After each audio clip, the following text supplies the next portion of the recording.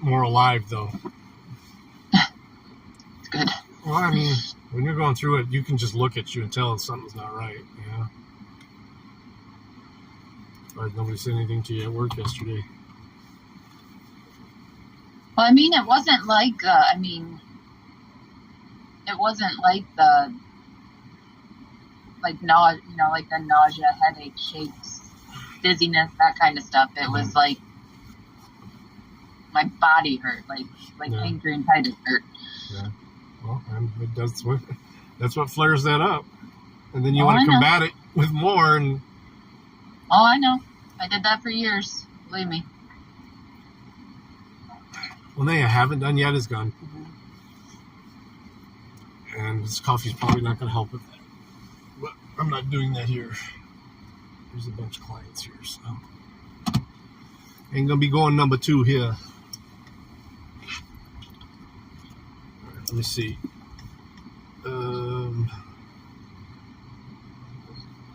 Okay.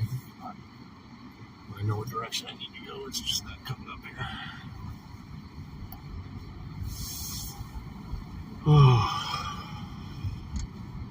It may blink out for a second when it disconnects from the... I'm so mad at myself for not even realizing that even when I unplugged that cable that light stayed on the back of the modem.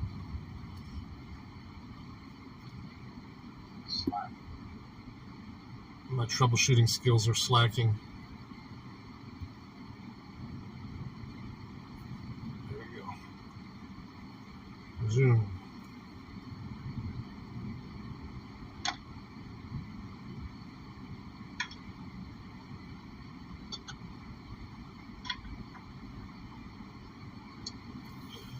All right, well, I just wanted to catch you before you got bombarded with phone calls and shit. I know how your mornings can be there. How'd it go? It looks like you got out of there late last night.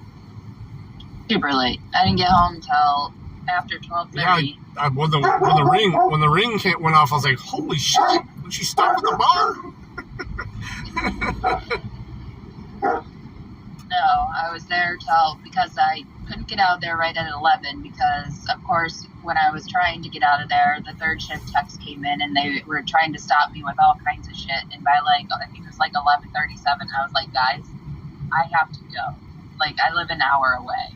So this is going to have to be dealt with another time. I'm so tired of... I'm not the director of operations either. But, he had a problem with Teams. There was another issue with, something in Kipu. Just, shit. I was like, guys,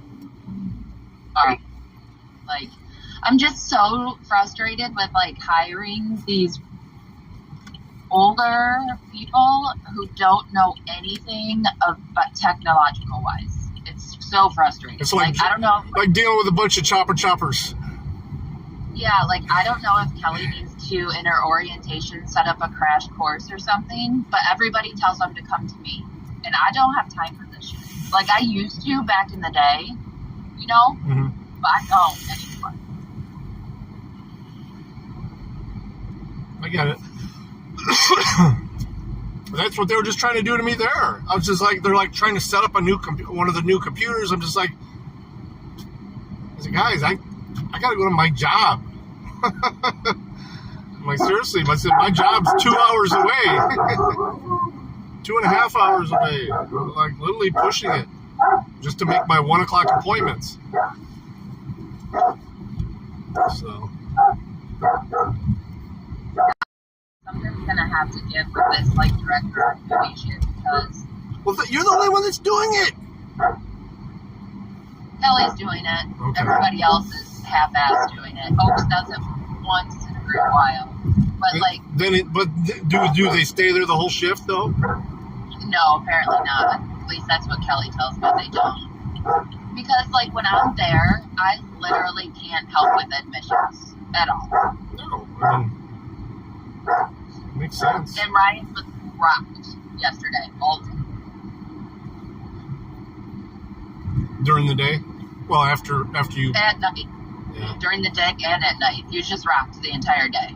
Like, Well, has there been a discussion about raising how many you guys can bring per day? I know you were talking about that yesterday. No, not yet. And I'm pretty sure that we just missed the garbage pickup. Oh, fuck. Well, it wasn't that full. No, there's only... Like 2 bags in there. 2 bags in there. Plus, we didn't do the litter boxes, so, which are starting to stink. I know.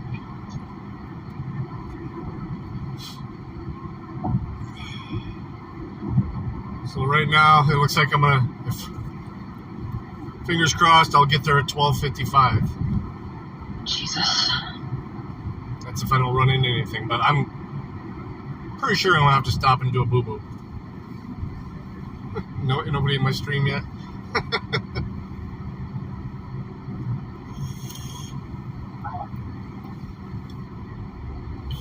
But I gassed up yesterday morning because I was figuring I was gonna have to come out here. So I got enough to at least get back to Monroe.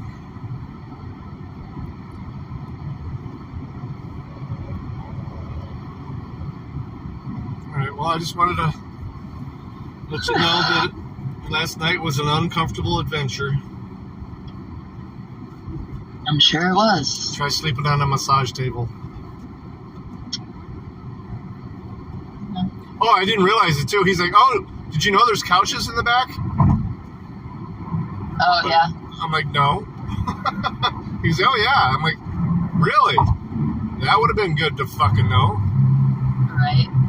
There's like a whole room of beanbag chairs, too. That's what he said. That's what he said. He goes, oh, yeah, beanbag chairs, too. I'm like, yeah, I've slept on one of those in dorm rooms for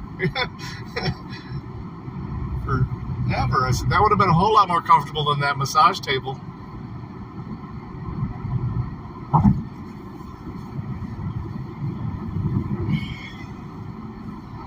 I'll be laying on the cologne right before I get out of the car, too.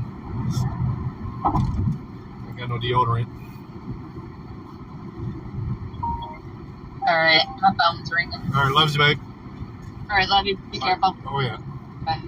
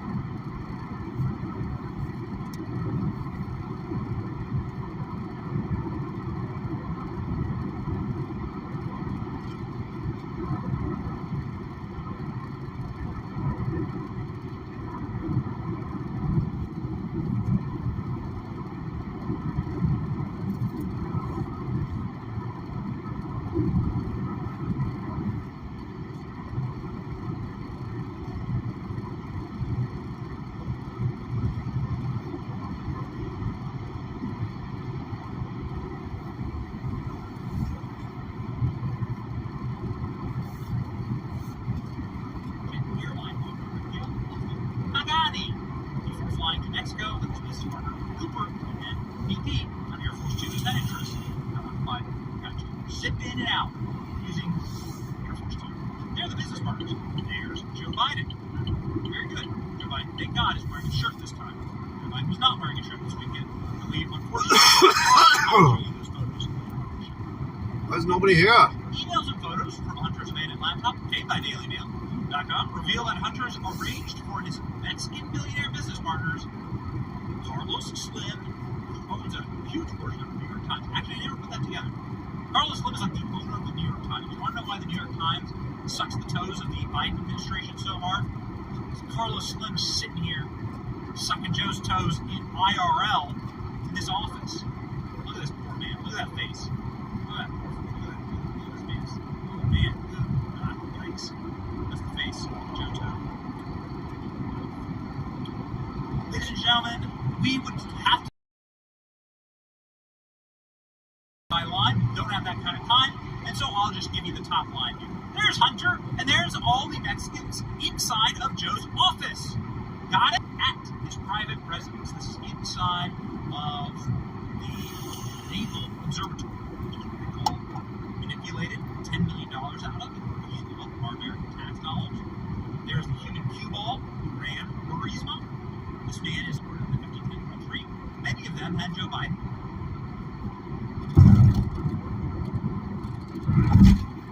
Physically on the tape. Irish whistleblowers have testified that they ran a 5-year criminal probe into Hunter Biden's potential FARA violations, and Burisma is the real sticker here. This is going to be the painful one because they were literally acting as agents of Ukraine. Here is a photo of Joe Biden with the business partners talking about, there's Devin Archer there on the far right-hand side, and here's one of the Burisma executives there, tube socks on. Interesting. They're all golfing. Remember, Joe Biden never had any business with his son, the ethnic spy chief of China. The spy chief of China. The conversation recorded in an audio file on his laptop, Hunter described CEFC. This is again an acronym that just means China Oil, the China Oil Company. China has no national oil, so they buy it around the world. And the Biden was perfectly happy to strip all the brass off the Titanic and sell China all of our oil. Screw America. What's your gas price right now? What's your gas price? It's careening toward about $4 a gallon here in Tampa. What's your gas price right now? Let me know in the comments section.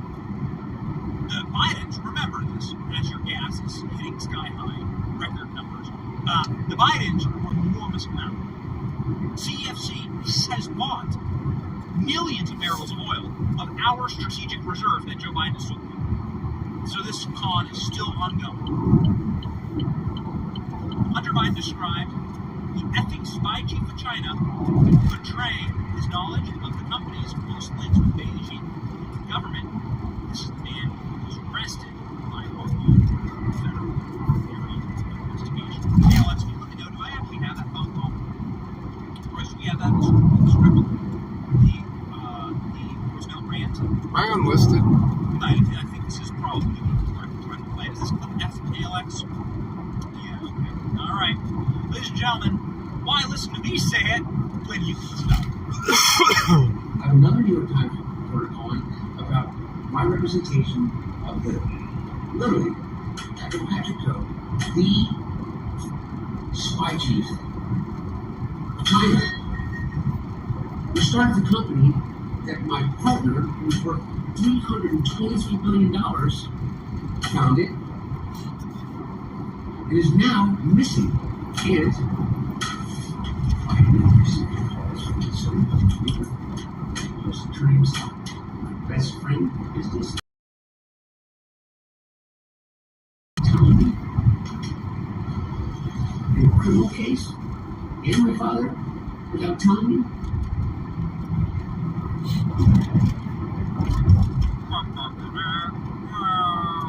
Sad Trump. Sorry, Joe. We got him on tape. We got him on tape. He's saying it. Devin Archer, the guy who's testifying, the guy who just arrived from Congress. Hunter Biden's on there saying it, rattling his drink cart. I don't know what's clanging around in the background. Maybe it's Joe's fake teeth. Who knows? What's clanging around in the background? Calm down, Hunter, you dirty cokehead. I don't know why he's rattling his drink cart here. Maybe we got the photo. Check it out. There you go. There's Ye Jianming, and there's Patrick Coe, the spy chief of China. Look at that guy. Must have been stung by a bee before that photo.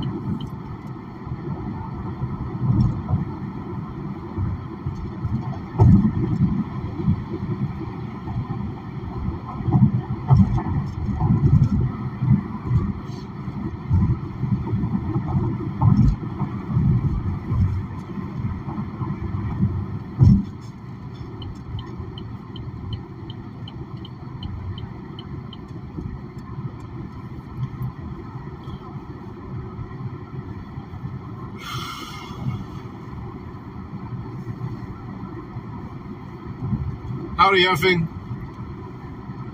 Starting to wonder whether or not this was even listed.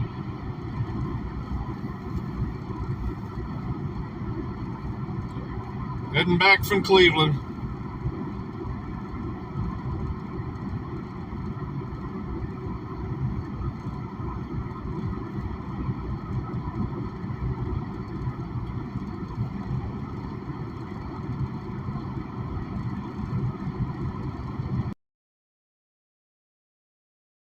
It's good to watch or listen to on the way.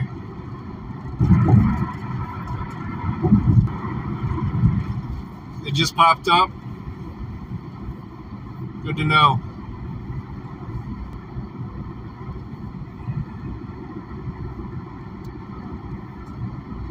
As long as we don't run into anything.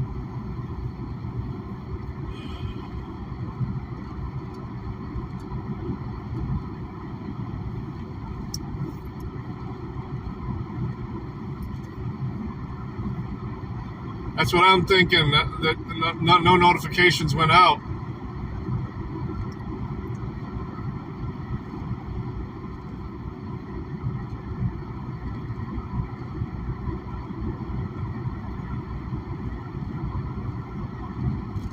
I've been streaming for 20 minutes.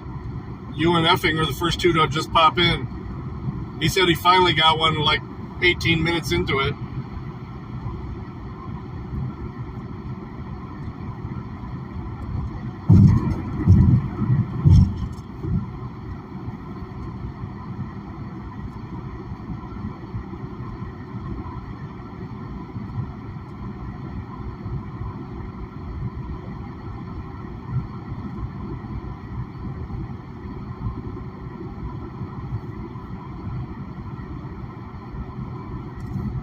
Yeah, I think it's the YouTube. Morning 357. I ended up sleeping there last night. And I had to have the service provider come out this morning and swap out the modem. After about 2 hours of troubleshooting, I realized it wasn't our equipment. Replacing fittings, replacing ends on everything.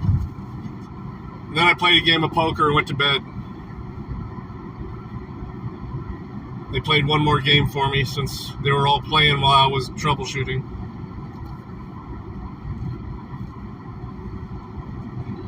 I got second too, by the way.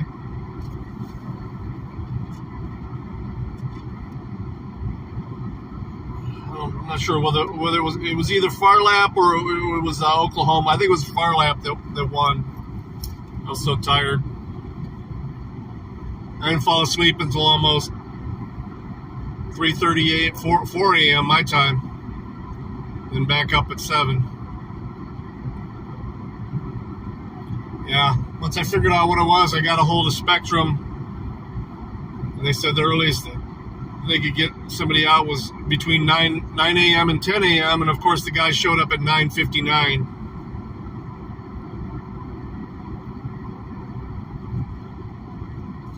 So he didn't like the fact that I told him to come in with a modem. Okay, so let me deal with this real quick.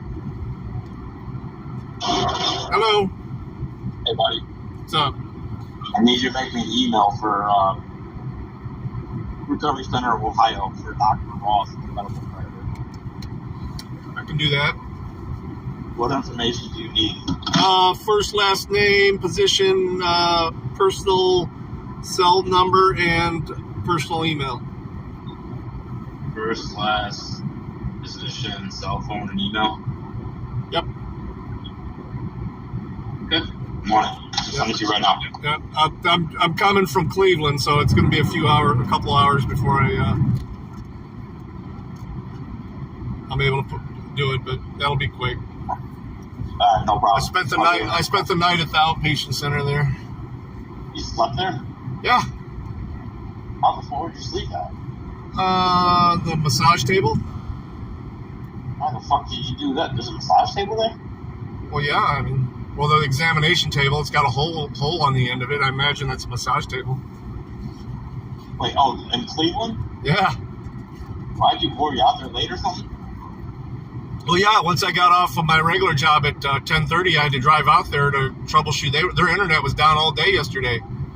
Oh, Jesus Christ. And went out there, troubleshooted it for about 2 hours, and then I realized it was the internet service provider, and called them, and they said, well, yeah, we'll have somebody out there between 9 and 10 a.m. tomorrow, or this morning. And of course the guy shows up at 9:59. So, and all I had to do was swap out the modem. What a fucking pain that is, though. Yeah. I mean, it's my fault in a way, because I should have asked certain questions of Matt before I even drove out here. But now that I know what the issue was, I know what to ask, because I was on the phone with Spectrum yesterday saying, hey, we're having internet issues out there, and I'm pretty sure it's not our equipment. And they're like, well, it looks fine on our end. I'm like, yeah, well, I'm sorry. Hey, I got Josh right here. Do you want to ask you something? Go ahead.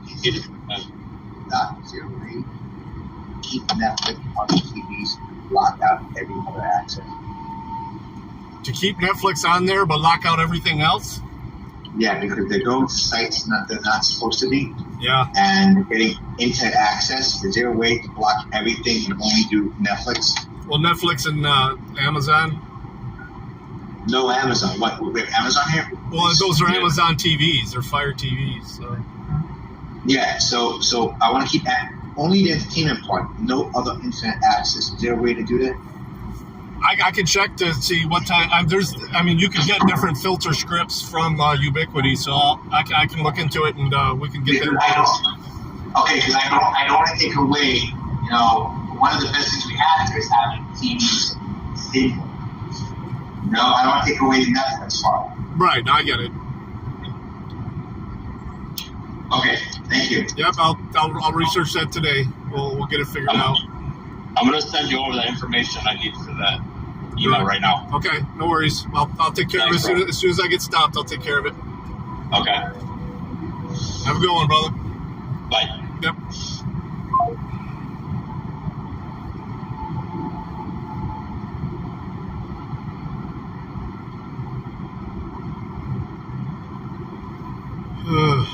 I was the big boss on the phone with him.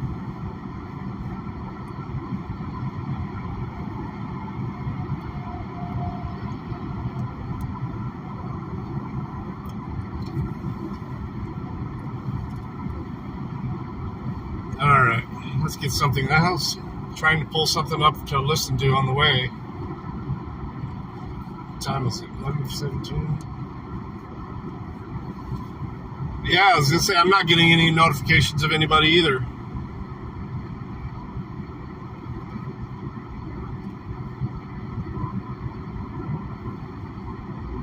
It shows that I'm live. That's it.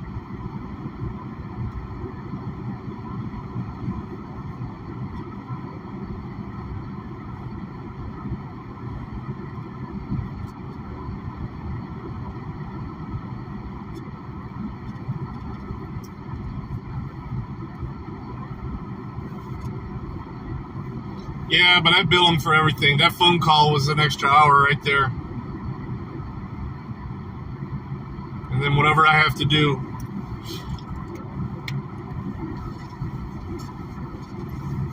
Last night was probably I'm going to charge them about $700 for what I had to do last night.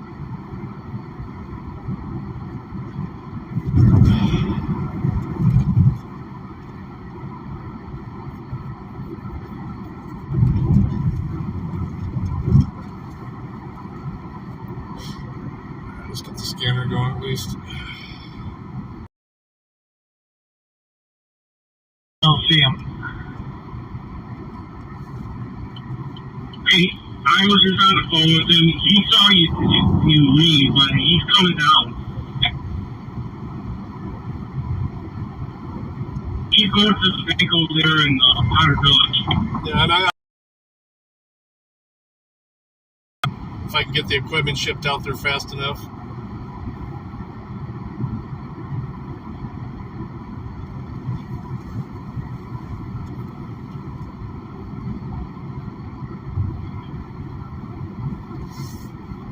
Yeah. 37-101 left now. Ooh.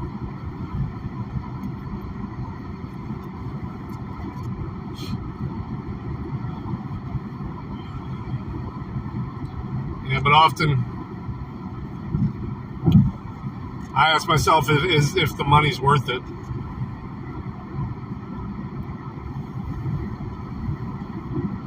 If I didn't have another completely full-time job, I wouldn't mind this shit.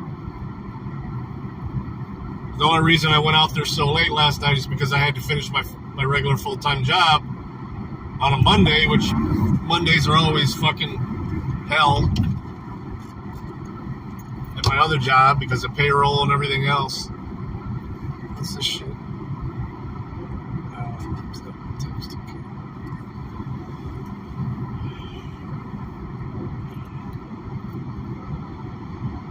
But it is what it is. What are you gonna do?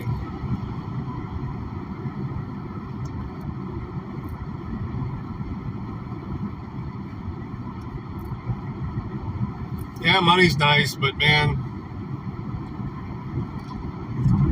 I'm mad because I've been taking that AG1 for over a month straight now, and this morning I forgot to.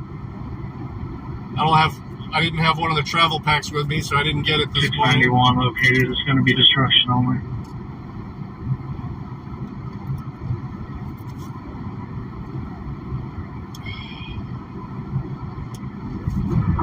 Which is good because that AG1 puts me in the bathroom right away, but I've had enough coffee this morning. Taking that AG1, I haven't had to have multiple cups of coffee. I've only been drinking the 1 cup of coffee a day. Trip. But I'm already on my He sure does, and another driver will pick him up. third cup now. Copy. He was, Morning, Brandon. Going from Cleveland to Monroe, Michigan.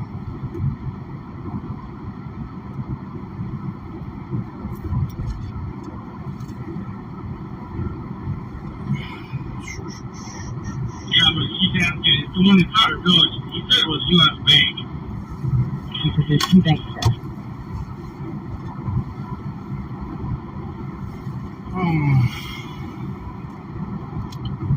It was a good stream last night, though. I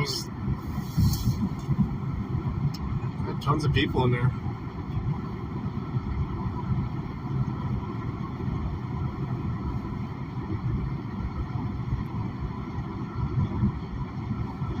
me, anyway.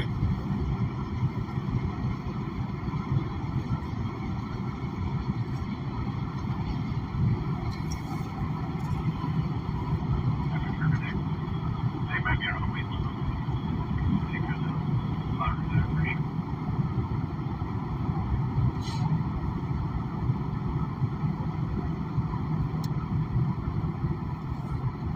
Benny Johnson.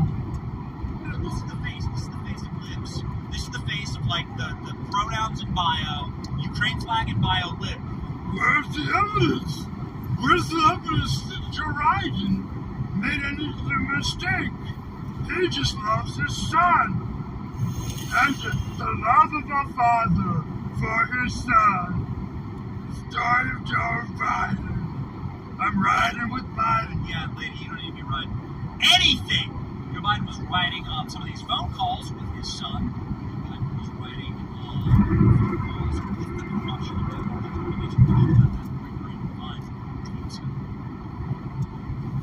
Well, there's enormous pressure on Devon Archer. He's had to go into hiding. He's had a lot of death threats, and his family have. And so he's still intending to turn up and testify tomorrow, I'm told. And what he has to say is an absolute bombshell. I'm sure that what will be dug into by congressional questioners of him is exactly what was said during those up to 24 phone calls on the speakerphone that Hunter Biden involved his father, then Vice President Joe Biden, in when he was talking to his overseas business partners, in particular Burisma, the Ukrainians. What conversations did they have leading up to those phone calls, and what was said during those phone calls? So Devon Archer's on those phone calls. We're going to find out today, and we're very much looking forward to what's going on today. If we find bombshell evidence or have some type of major breaking news report, we will go live again later today to tell you about it. We wait and see. We have a lot of friends on these committees. Ladies and gentlemen, something that Donald Trump told us this weekend. How fast can you get by me? A speech at a massive rally in Pennsylvania was that the Bidens have been illegally paid off in order to fuel the Ukraine war. What? Of course this is all connected. Absolutely this is all connected. Hunter Biden... Stupid high. Yeah, I felt weird. I was hitting my pen last night while in the recovery center. They're in his emails. Like, something's not right about this. Here, the pharmaceutical executives talking to Hunter Biden about this. What I'm saying is we investigate. Donald Trump saying that this is a pay-for-play. The entire Ukrainian war is a fraud. But the weapons stockpiles to Ukraine until the FBI, DOJ, and IRS hand over every scrap of evidence they have on the Biden crime family's corrupt business dealings. We have to know, and the public deserves to know. In addition, Congress should immediately vote to block Joe Biden's recent call-up of reserve forces. We're sending now troops over to Europe to fight. We're sending troops to fuel this escalating conflict. Not a single American life should be put at risk because crooked Joe Biden has been illegally paid off. Morning, Chopper. Good to see you, buddy. And you know what? Good AM. Another threat I have from too much respect for the office of the YouTube. presidency, and I never said that. I can't say great things about him because he's been a horrible president, but I would never say. But you know what? Now we have to take the gloves off. No, you're right. Take the gloves off, so we take That's why I need you to follow me on the other platforms, man, in case I get knocked down. We need to get you a Rumble account.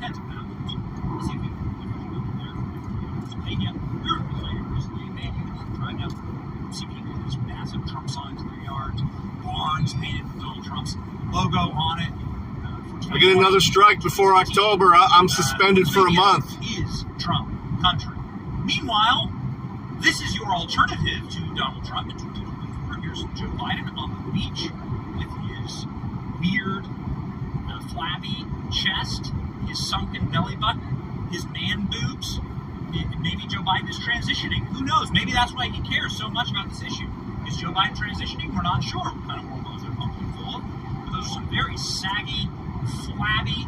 Look at the flab on that man. Look at that flab laying over the top like a beef flap on a brisket. Yuck.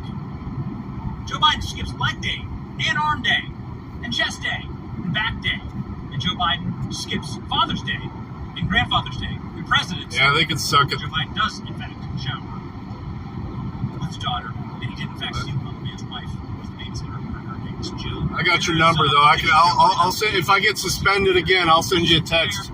Let you know where to find me. There's something like 60% of Americans that have less than $1,000 in their bank account. Multiple banks in collapse, the economy in collapse, the world on the brink of nuclear war, and the president is sitting on a beach reading what could potentially be the Coca-Cola report on his son's laptop. I don't know. Joe Biden's probably It's a bit of a drive. very creepy, awful, disgusting, despicable stuff there. Joe Biden, commercial. Very embarrassing. Minnesota, right? President loves himself to have like the photo of him taken with his shirt off. You gotta put this one up. Last one I'll put up. I promised you guys I wouldn't show too many Joe Biden with his shirt off photos. You gotta put this one up because this one is just really, as a man who wants to, as a man who tries to like talk to young men about what they don't want. Young men, this is what you don't want your body to look like. Okay? This is what you don't want. Noodle arms, beer belly gut, teeny little scrawny noodle arms. All the plastic money can buy shoved into your cheekbones, trying to pull your cheeks up out of your jowls. Hairy, disgusting back. Somehow Joe Biden has, this is the curse from God. Joe Biden has zero hair on his head and black, thick hair on his back. And then a gut that protrudes out of your pants. Look at the, man, I mean, honestly, like the drawstrings on those beach shorts are tighter than the Federal Reserve's interest rates right now. Oh boy, Joe Biden. What have we done, ladies and gentlemen? That is the image sent out to men around the world. Let me tell you, you do not want to be that man. That is why you hit the gym. That is why you dump skin. Like Dave. Or Father's Day, for that matter, or Grandfather's Day. Joe Biden publicly admitted that he has a granddaughter. Shouldn't we? Let's clap. We all clapped.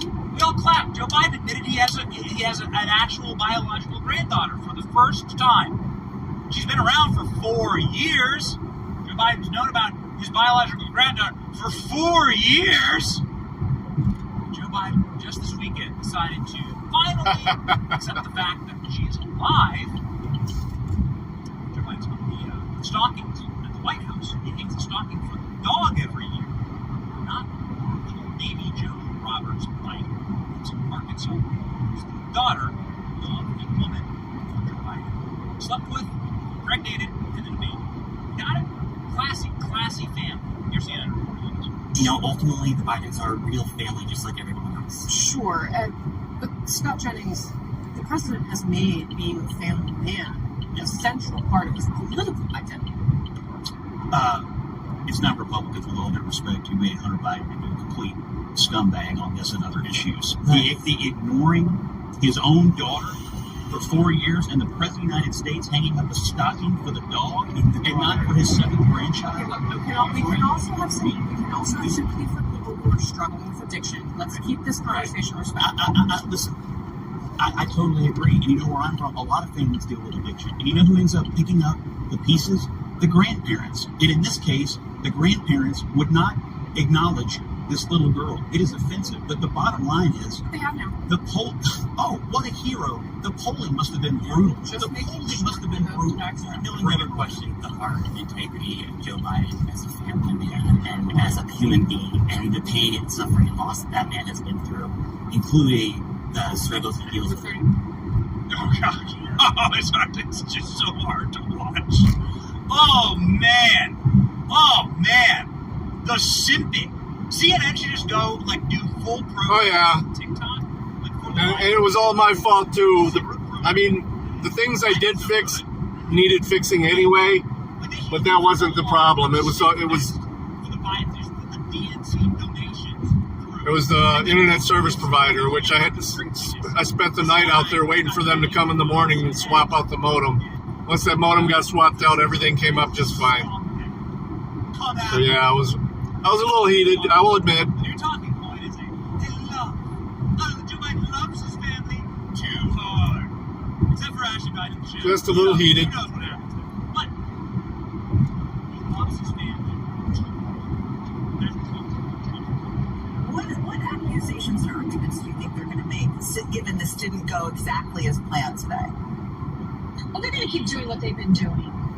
They are going to try to indict a father for loving his son who has been addicted to drugs and or alcohol, and without evidence of the father doing anything other than loving that son. Oh, God.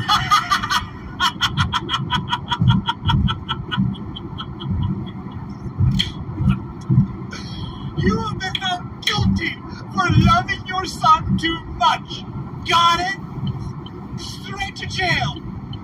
What is this, Barbie land? Like, what kind of a court is this? What are these people? Is there any basement?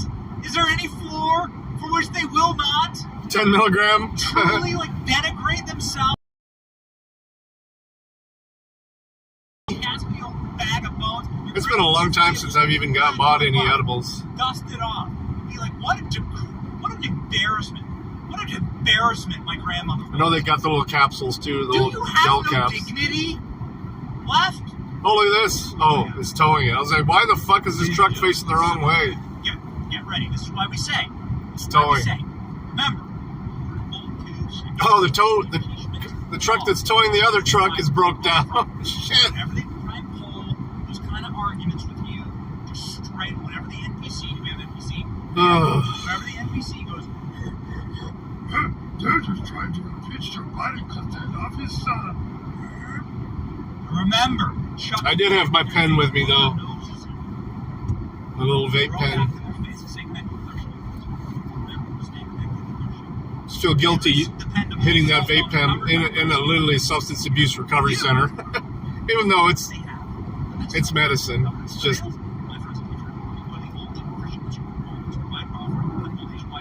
an odd feeling. That works. You get the same coverage. Be like drinking a beer in there.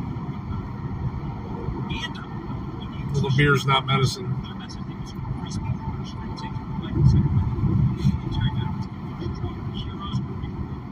Awesome. We go the country with it. They're 100% US-based customer service. Makes it really easy. Majormobile.com/Betty. Somebody who is very connected and always tied in. Is our dear friend, Darren Beatty of Involved News Controls.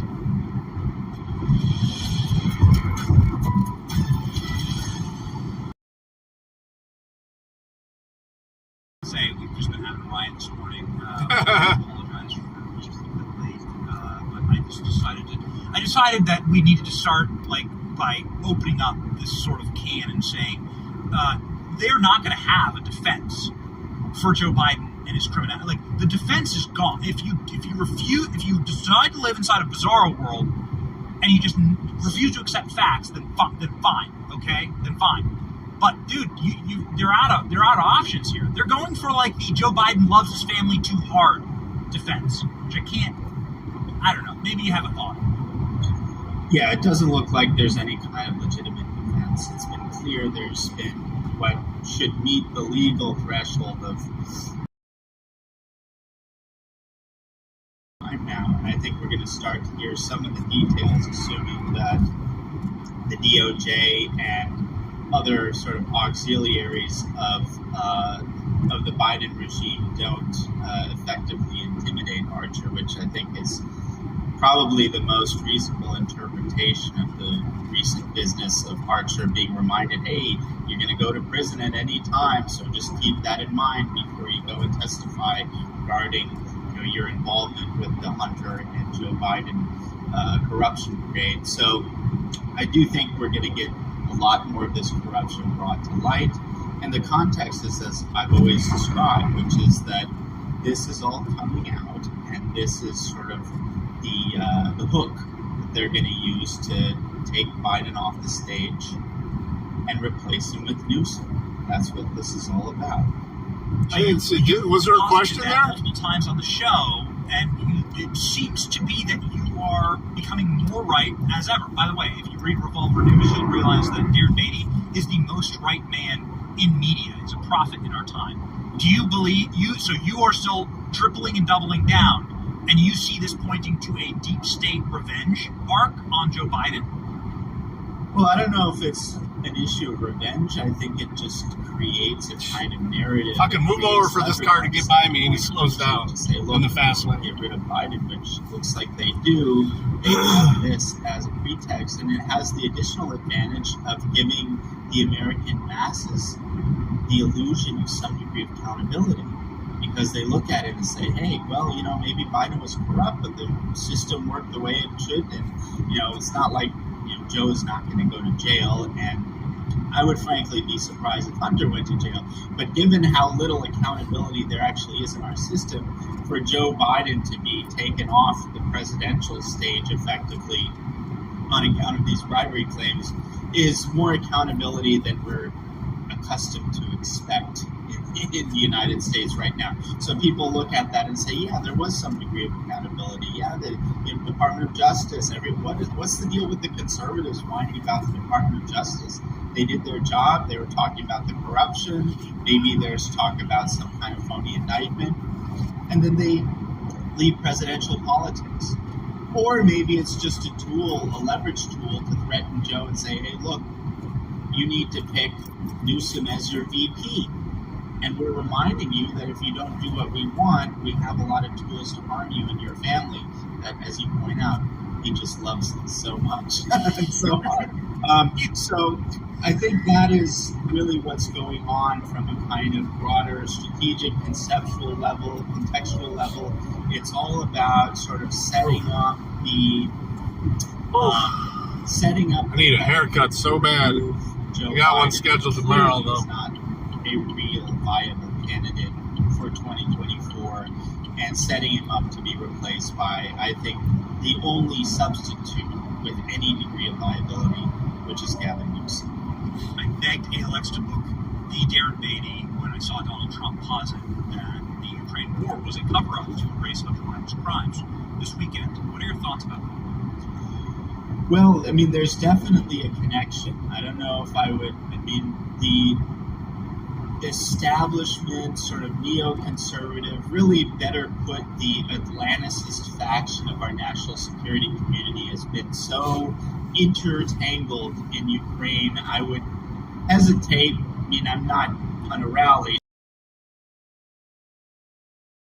but it goes way deeper than just the Bidens. As I pointed out again, it's like the Bidens are not super entrenched. The Bidens are kind of a low-level corruption family. Think of a low-level sort of Whitey Bulger type scenario. They're not entrenched in the way that, say, the Clinton family was, or the Bush family was. They're sort of on the top, and they take what they can get through various unsophisticated bribery schemes.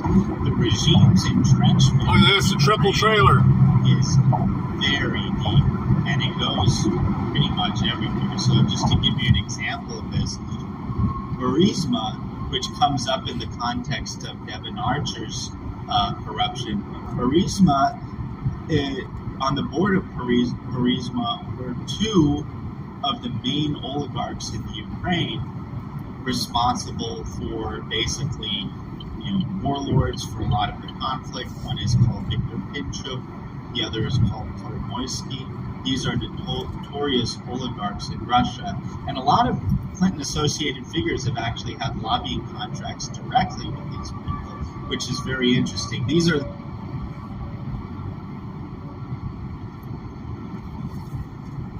the oligarchs who are showering money in Washington and various other NGOs. And in fact, Pinchuk, I believe, has a very close relationship with an organization called the Atlantic Council, which is basically the think tank arm of this faction that I've been talking about of the national security state. And incidentally, the Atlantic Council, through its subsidiary called the Digital Forensics Lab, has been a major player in the censorship story of the past several years. They are one of the key players in terms of manufacturing and promoting so-called disinformation as a censorship. I don't understand it either, Gun So it's very fascinating how all of this stuff is connected. Burisma is What's your absolutely question, Chopper? part of the American deep state story. It is part of the censorship story. And as I've mentioned, the regime itself is so deeply entrenched and entangled in Ukraine because it is sort of a corruption playground for our deep state and many elements, corrupt elements. They're part of that game. They're part of that dirty game. But to say that, the war was just a cover up for the Bidens, I think is to exaggerate the significance of the Bidens in this scheme. They're always sort of not exactly pawns, but they're not calling the shots from the very bottom either. They're sort of there to do a job. They're instruments. Biden was an instrument for Barack Obama because he was a loyal guy there, a loyal part of the Democrat machine, to say, we need kind of an older white guy who can appeal to, basically the dispossessed demographic that might feel threatened by, Obama presidency. So that's his role as a vice president. His role here is just put on, similar, but, he's a lot older and it's harder to pull off. But he's always been a go-along guy. He's always gone along with racist stuff. Wants him to go, which is why I'm surprised to some degree that they would need this threat of the Hunter stuff, the corruption stuff, to get rid of him. So maybe it's just a reminder of who actually has the leverage. Maybe he's thinking, I'm actually president now. Well, you're not really president. Maybe that's a funny thing. Maybe he's actually in such a state of delusion and dementia that he actually believes he's president. And that's why they have to remind him. Darren, I call you the most right man in media, just not today, just in the future, right? Like in the future, Darren is always proven to be the most right man that you can read, and no more than on this topic, which you have a strong and shocking ally with that dropped this weekend. Joe Rogan is on your side. Joe Rogan reads Revolver News. It's obvious now. Joe Rogan educated dopey, unfunny Jim Gaffigan about federal involvement in January 6th and deep state involvement with agent provocateurs in not only right-wing rallies, but in left-wing rallies, and saying that it's plainly obvious that there were federal agents on January 6th. And of course, like the TTS deranged lunatic across from him was like gasping the whole time, wanting to talk about Giuliani. Whose stream was it on? Joe Rogan Chopper. reads Darren Beatty. He reads Revolver News. This is incredible. What a victory lap for you. Did you see this clip? And then where are we at with this with the January 6th investigation? There seems to be some breaking news about what happened on January 6th in new tapes. Yes, I have seen this clip, and I do know for a fact he reads Revolver because there's another clip from several months ago in which he actually pulls up the Revolver Epps article he gets Jamie to pull it up. He says, Jamie, pull up the article. And he reads it, he says it's Revolver, so it's very well documented, and, he's friends with Alex Jones and everything. There are ways that he would, this would be on his radar, on top of it just being inherently compelling. Unfortunately, I think he's too much of a good boy to have me on and give the full account of the story. He won't even have Trump on, which is kind of amazing. So he has handlers. I just joke. It's not a malicious thing, but I just joke and I say, boy, if only Lex Fridman would give him permission to have Trump on the show, on his show. But it's really amazing, and there have been interesting developments here. Semi-recent development is that people have heard Epps is going on this lawsuit over it. I think I've mentioned who his lawyer is the employee of the notorious Democrat hatchet man, David Brock. We actually issued a kind of a legal analysis of this, and there's a really interesting precedent that basically is one of many famously this lawsuit can and shouldn't go anywhere, although Fox F2, will I don't know who that settle. is. I wouldn't be surprised if Fox settles, not only because they're weak and they settled in Dominion, but also by settling this case, which prominently features not only myself but Tucker Carlson. Fox could be in a position to say, see, we told you Tucker was such a liability. We just had to settle on this case. And so they could settle as a means of reinforcing their public narrative that Tucker Carlson was a liability. So there's a lot of reasons they might settle, but there's no sort of legal grounds to settle. And it's a very weak case. And actually, if you really think about it, defamation is supposed to have to do with putting somebody's reputation in bad light, harming someone's reputation. And when you really think about it, what they're saying is, rather than organically participating in what looks to be criminal activity, how are you making someone's reputation worse by saying, no, they weren't actually organically participating in incitement, they were working as part of a federal government operation? And actually, there's an interesting precedent here in the case history of Tupac, the kind of legendary rapper. He had a song called Against All Odds, in which he accused a Haitian individual of being a snitch. And after Tupac died, this Haitian guy sued the estate for defamation, saying, hey, you called me a snitch and federal informant. This is damaging to my reputation. And the judge ruled, he said, maybe in your world this is damaging to the reputation, but from the standpoint of the law, it's actually a good thing to work for the federal government, and therefore it can't be a form of defamation. So that, I think, would apply in the control in the Epps case. But in addition, we have to look at the fact that Epps is the only January 6th participant about whom all of these mainstream outlets will write puff pieces. They're not writing puff pieces about him because he was there in camo and a Trump hat urging people to go into the Capitol. Oh, freedom to film. They're not writing puff pieces about him because he was the former head of the Arizona chapter of the Oath Keepers, the most demonized and heavily prosecuted militia group associated with January 6th. They're not writing puff pieces about him because he was pre-positioned there right at the breach site, whispering in someone's ear, and then 2 seconds later they bust down the barricades. No. Any reasonable person knows they're pulling out all the stops to defend him precisely because of the conversation about him possibly being involved with the federal government. And so therefore, in a weird way, but a real way, the conversation about his possible federal involvement has actually been a tremendous boon to his reputation.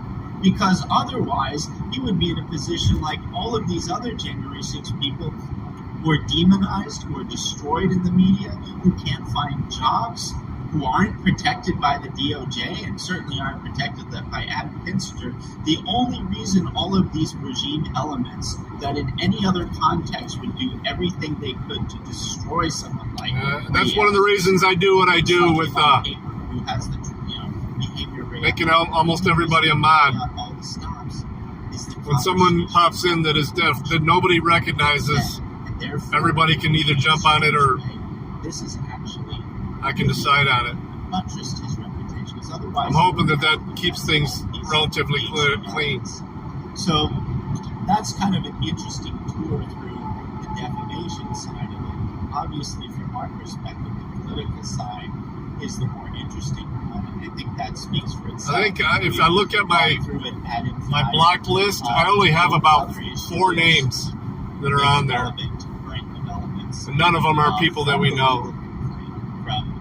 I don't care about free speech, but mentioned that the DOJ, don't break the terms of service. To Epps in May that they would indict Epps, To where it's going to affect the channel itself. And don't bring everybody down, especially the regulars. Assuming that was even somebody's in there attacking the regulars, It hasn't happened. But if Think it about does them. happen, which I have my doubts for, but I wouldn't be surprised either way, if they end up indicting him as a last resort because of all the conversation with Russia. The reason is they think from a PR standpoint that Epps has to be indicted if they want to go after Trump for January 6th.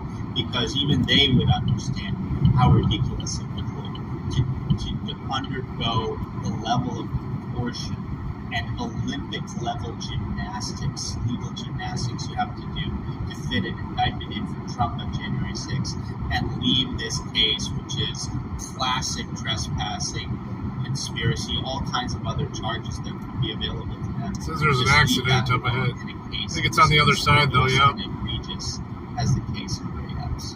Fascinating. Have you written that yet? The Trump connection is Yes, potentially well, it's forcing us? part of a piece we did, but maybe we should treat it separately, especially given the anticipated events of this week. So it's a developing issue, but that's like it's part pretty of much the cleared subtext up. here. It's always Nothing been but about cops Trump sitting there. supporters. So A little piggy keeping pile there. an eye on that is to say, well, we can't really leave the Epps issue open if we want to go out. If we want to go out with Trump, and I think that's probably what it's about. Ladies and gentlemen, Darren Beatty is a fighter. 220,000 people can't be wrong. Follow him on Twitter or X.com. Also, Revolver News, ladies and gentlemen. Read it. You will feel very smart in the future. It's okay, Chopper. Ladies and gentlemen, Darren Beatty, Godspeed. Thank you so much. She still got the shot collar on?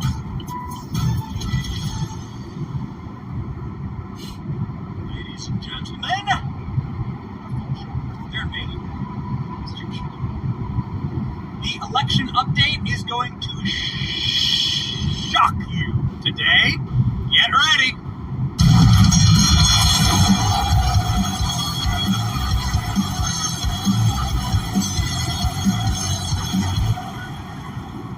Right, so let's begin with the salty tears that are flowing at CNN.com. I hope you have your salt shakers ready, because the salt is actually clogging up the keyboards of CNN. They could barely write this article because the salt had crystallized across the keyboard. Give me those salt shakers. I want to taste that salt. They are sobbing at CNN. Listen to this article. The chance of Trump winning another term is very, very real.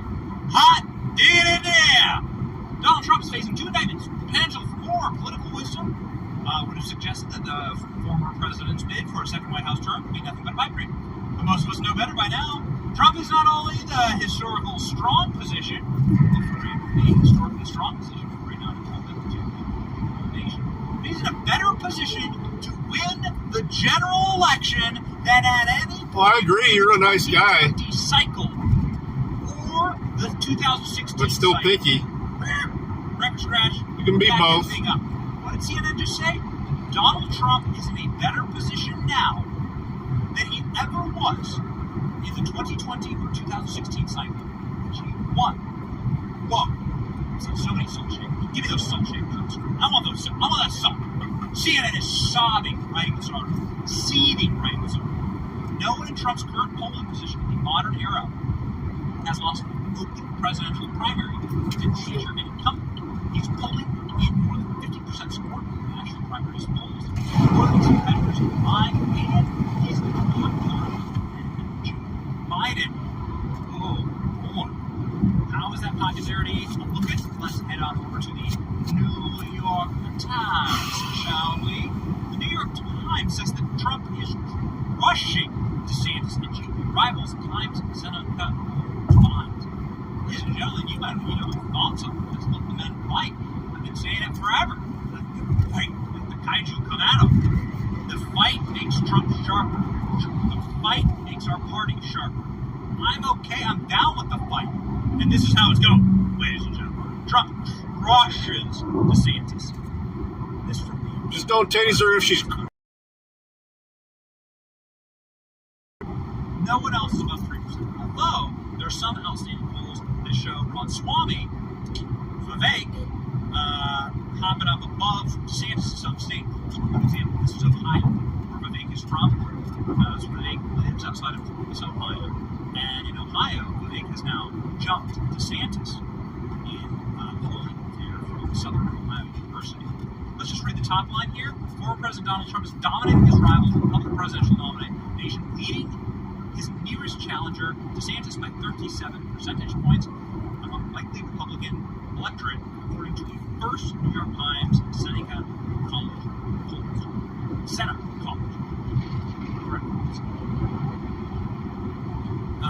Mr. Trump held decisive advantages across the country in every demographic group and region.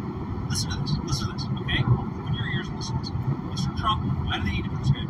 Mr. Trump held decisive decisive advantages in every demographic group and region, in every ideological wing of the party, the survey found. As Republican voters waved away concerns about legal jeopardy, he held wide margins for men and women and younger voters and older voters and moderates and conservatives and those who went to college, those who didn't go to college, and in cities and in suburbs and in rural areas.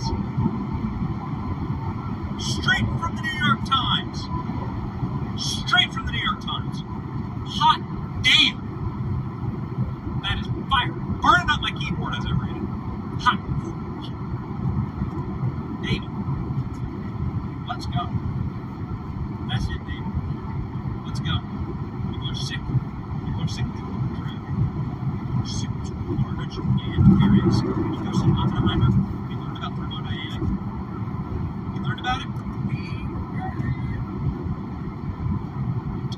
Rules of thermodynamics. What are our second laws of thermodynamics? Equal and opposite reactions. Reaction, there's an equal opposite reaction. They're going to bend the pendulum so far this way. They're going to bend the pendulum. We'll have some blast. That it nearly breaks, right? It nearly breaks. People exposing themselves at the White House. Bags of crack at the White House. Going after your kids. Bud Light, Target. They're going to bend it so hard that the pendulum is going to snap back. It's going to snap back. I'll tell you this, man. That snapback is going to be glorious. You don't have the Sims running the show anymore. All gags around here. All these Republicans, all these McConnell-style Republicans, they're all staring into space, having seizures. We are running the show. We are here. Betty Brigade is the energy. And if you want something,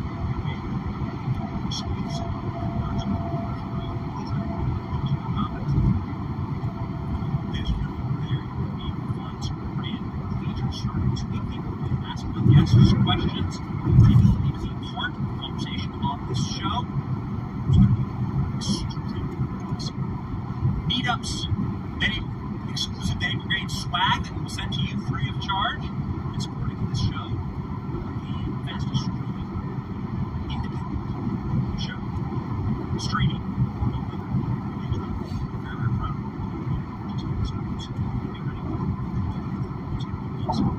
Elon Musk has installed a massive X atop his building in San Francisco, and they are now screaming that they need a permit in San Francisco. In the skyline, Elon Musk is a genius worker. He's so smooth, and this is the massive there in San Francisco. Not featured here is the banner on the sidewalk with the barrel needles. Around the building, regenerate lane on the street there. San Francisco has absolutely no problem with that because control decline is the feature, not the bug for their policies, and that's why people are sick of it. Snap back. We're gonna snap it back, baby. We're gonna do the old snap back. We're gonna do that. So I take it she understands your humor then. Part of that is considered spiritual. Definitely. You see, I watched the Watcher dude is on Robert Gouveia.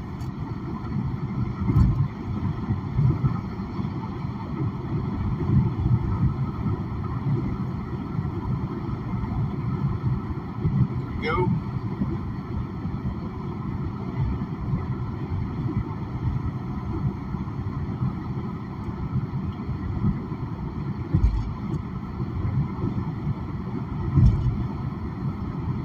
Coming out in a second.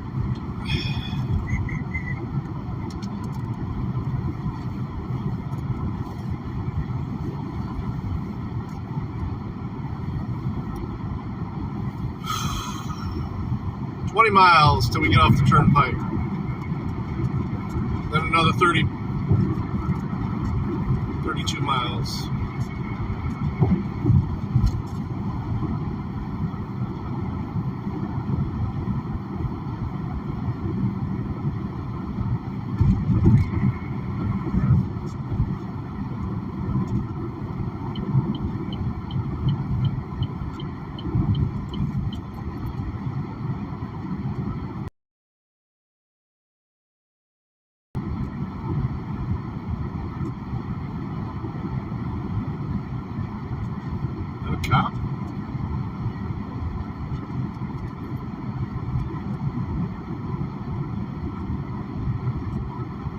Turnpike maintenance. Okay.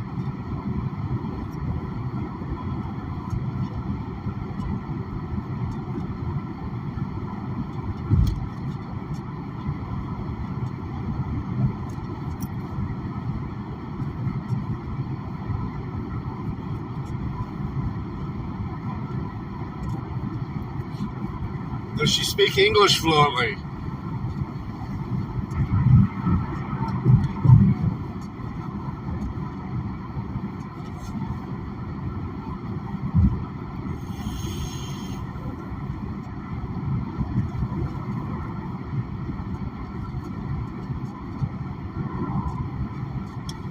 It's Taco Tuesday, y'all.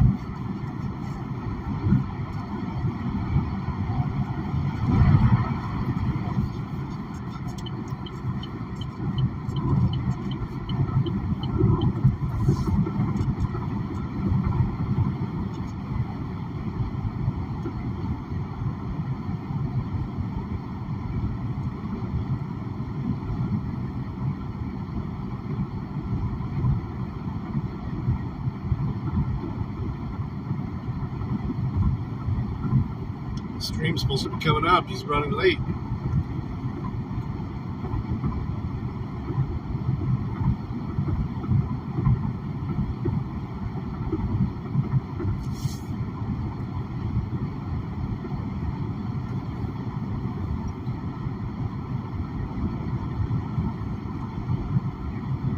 There's a cop up ahead, too. This guy's flying up behind me. Trying to save him. All right, my friends, it is a beautiful, beautiful Tuesday, which means it's Taco Tuesday. We know what that means. And look who is here bright and early. Tanya Karras on Taco Tuesday says, happy taco, macaroni and cheese, fajita, buffalo wings, bacon, banana, split day. Beautiful. Thank you very much, Tanya, for sending that in. And it is a delicious day. And I think tacos might be on the agenda again today. I'm kind of in a little taco mood. You know, I've got those taco racks now, so, hey, indulge away. But, Tanya, thank you very much for sending that in. It is going to be a busy week. It's a fresh new month. We've got August ahead of us, which is good. I mean, it's good news for us here in Arizona because it's, surviving the summer months as we need to do. And we're working our way through it. Tacos are always on the agenda. I mean, it's just, it's one of those food groups that I kind of miss, but I got some taco shells and I got some ground beef. And this is so easy. You can just make it instantly. They're really easy to make and they're delicious and they have a lot, some good protein in there. You've got, some carbs. You can put your cheeses in there. It's kind of like a nice balanced meal as long as you don't overindulge in, the sour cream and all of that stuff. Anyways, so thank you very much, Tanya, for sending that one in to get us started on this beautiful day. As per usual, let's take a look at the president. Oh, not doing anything. Oh, what a shock. Is anybody surprised about that? No. I mean, apparently he's on vacation, but he's still in Rehoboth Beach, Delaware. Congress is still out, so not a going on there. I like to check it just to see if they, added anything, if they, wanted to, get something done. But nothing happened there, so those are quick and easy. We'll knock those out of the way. I saw some pretty interesting stories on some election stuff, and then today, of course, we are on Indictment Watch, which was the title of the show today. And where was that post? There was, the Hill said it should be coming. There it is. Tuesday, today. Looming Trump January 6th indictment could come on Tuesday.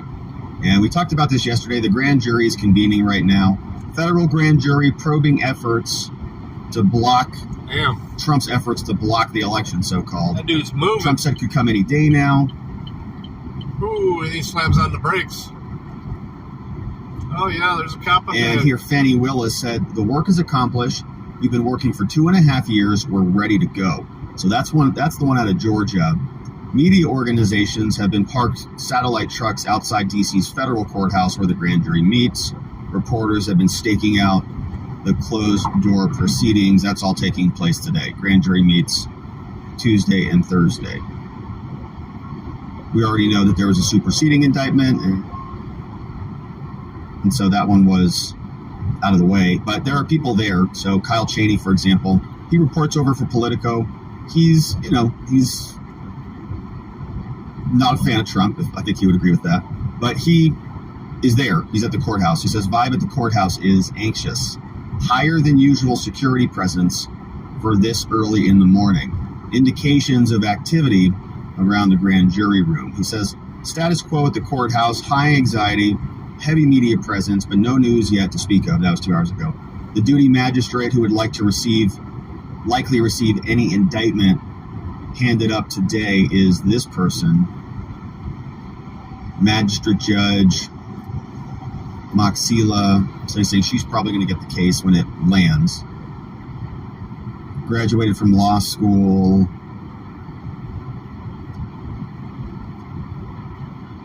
For the correct pronunciation of judge's name, please Rule click 11. Here. How do we do it?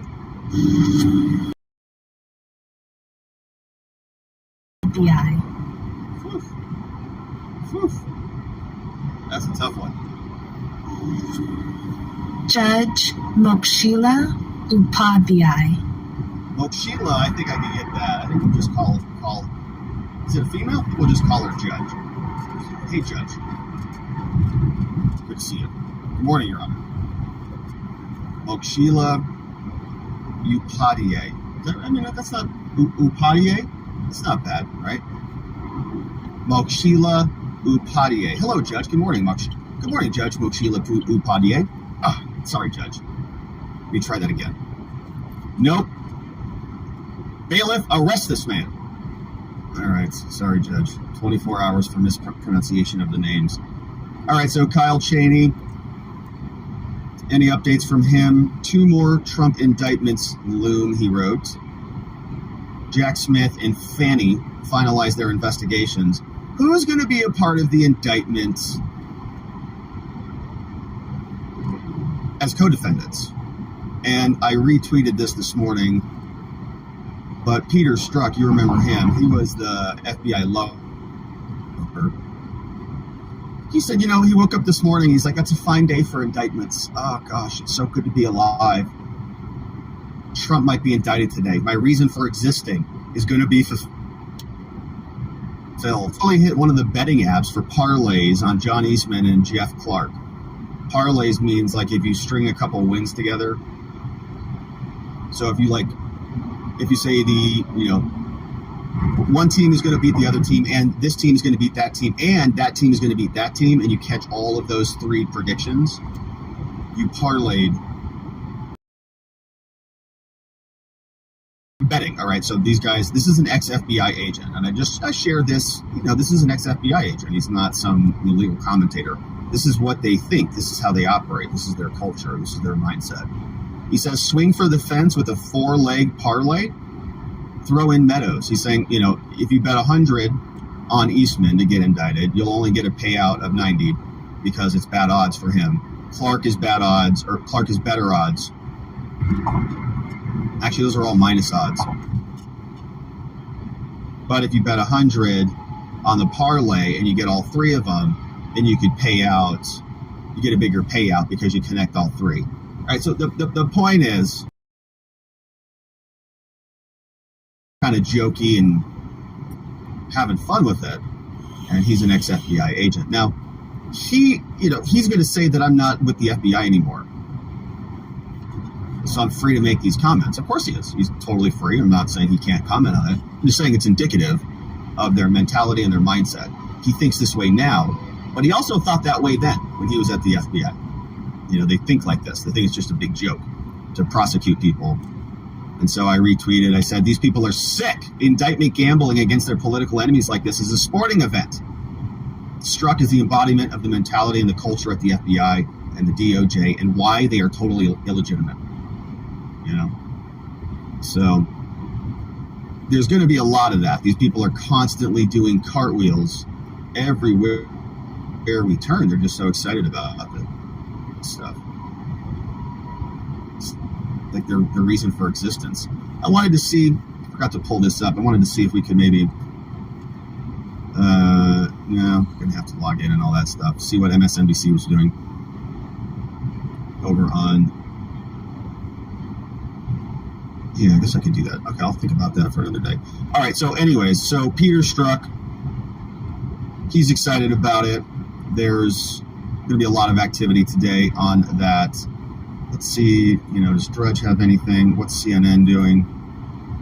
CNN's got live updates. Hey, despite Trump's legal woes, half the U.S. plans to vote for him anyways. Oh, no, it's true. They're so upset about this. All right, I actually queued up a couple stories on this one. I wanted to read this one from CNN. I didn't realize they'd have it on their front page. Is this the same article? No. Here's what they posted on CNN. They said, the chance of Trump winning another term is very real. Whoa. From CNN, the chance of Trump winning another term is very real. Political wisdom may have once suggested that his bid for a second term was a pipe dream. Most of us knew better. Uh-oh. Every time he gets indicted, his polls go up. Trump is not only in a historically strong position for a non-incumbent to win, but he's in a better position to win the general election than at any point during the 2020 cycle and almost at any point during the 2016 cycle.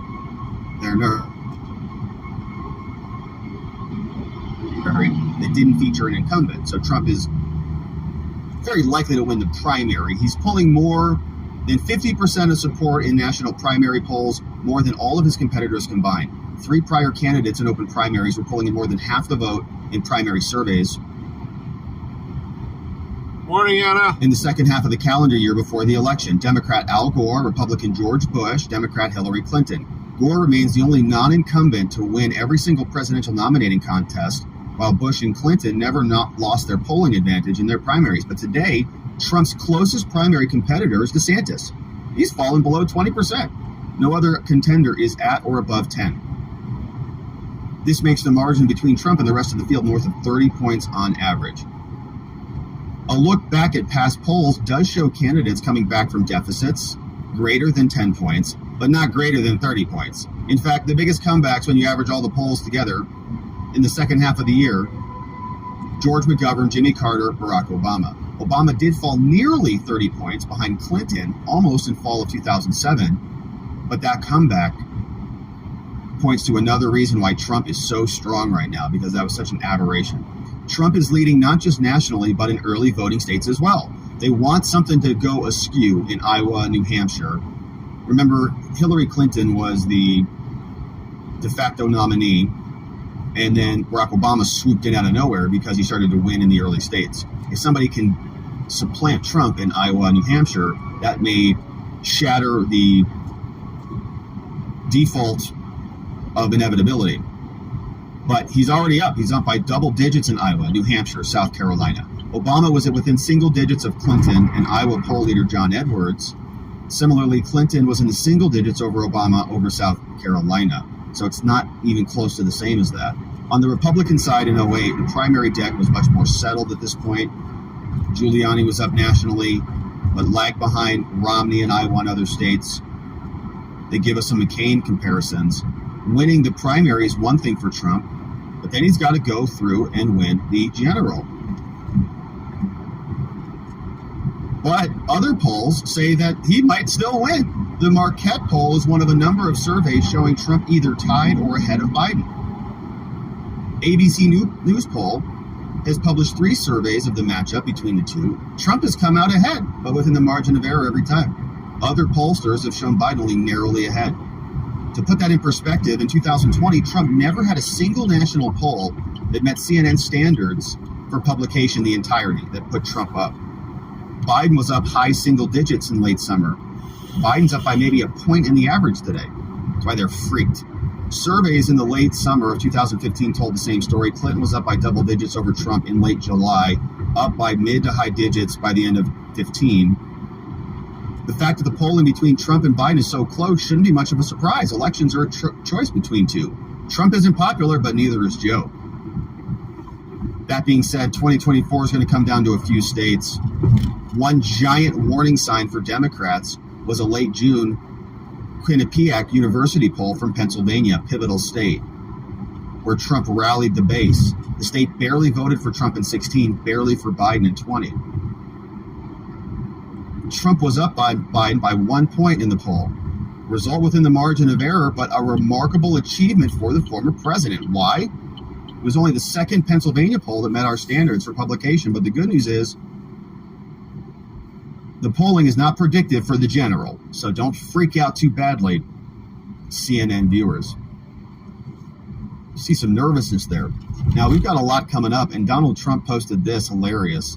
There is going to be debates, and Trump is already reframing this. He says, yeah, well, I'm not going to go to the debates, but why don't we let the other candidates debate amongst themselves, and then I can see who I might consider for vice president.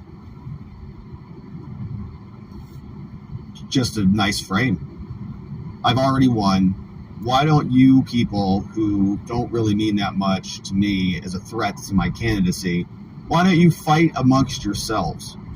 And then maybe, if you're good enough, I'll elevate you to my vice presidency. Basically implying this whole thing is already done. You're all fighting for seconds. You're all fighting for scraps. And that may prove to be the reality. So Trump has them nervous. Even CNN's quivering in their boots. So what does that mean for Joe? If Joe Biden is losing to Trump, what are they going to do? They've got to eject him. They've got to bring somebody else in there who can actually talk to try to rally support for the Democratic Party. Otherwise, Trump may continue to create this margin. Joe Biden's criminality might continue to be exposed. They're in real risk of losing the White House. Whew. All right, so we've got that cooking. We got Kyle Cheney's over there. Peter Strzok. Donald Trump's on Truth. Who's in the house this lovely morning? Former's here. Good morning, Former. Try to reboot your app or just reload. Yeah, Dana says my audio's good. NY says I'm investing in building materials. I have a feeling he will win. We'll be building a lot of prisons. Trump, 2024. What's up, Diana from Texas? Hello from Texas. One Nation's here. Carol Yu is here. What's up, Carol? Thanks for joining us. Waldo says, I like candidate Obama. Wasn't a fan of actual President Obama. Well, he said a lot of different things, between the two. I think a lot of people were like, wow, this guy could be interesting. And then, obviously, they got duped. Jumpin' Jeff says, so misleading. The vote counting of recent past suggests otherwise, not the popular vote. Hopefully Trump as well. The Sweet Potatoes in the house. Tied? In what world? Cohen's here. Jumpin' Jeff is here. Nathan's in the house. Yeah, I mean, it's... Oh, hey, Ned says, daily reminder, background play is disabled for members-only videos. Yeah, that's a YouTube deal.